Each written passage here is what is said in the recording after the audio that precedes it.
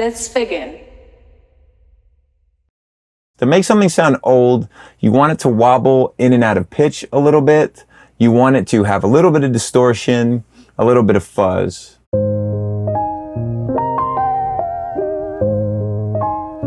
It's going a little bit out of tune.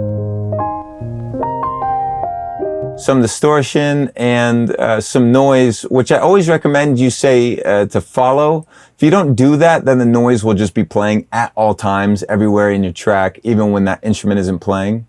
So I do that. I run it through this exciter. Any sort of distortion will work. It's nice that Ozone has a setting called retro, seems to fit.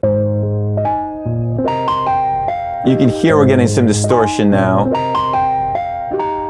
Some of those notes are really starting to pop up and distort. Now this is a secret that I got from Seven Skies. He wanted me to remind everybody. Using the H delay from Waves. So with the H delay, it actually has a lo-fi button that you can press to turn it on. So I press that, I turn it to 100% wet. We're not really going to use it like a delay in the standard sense. We're going to put the delay time down to be very small. And we're going to put the feedback to be fairly short. Then we're going to put the depth up. And the depth modulation is again changing the pitch, making it warble up and down. Analog we don't really need. The lo-fi is going to be filtering it quite a bit for us. So take a listen without it. And then with it.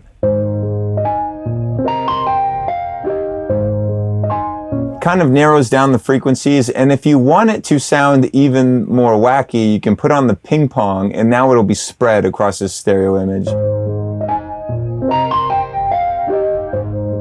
And you also have pitch fluctuations between the left and the right side.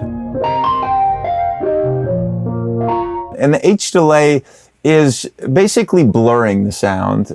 You're putting so many delays so close together that it takes away the transients, things that we're often looking to get back in sounds to make them clean. We actually want to blur those transients. We want to make the sound more foggy. And so if you put a lot of delays right next to each other, you'll accomplish that, this flamming effect.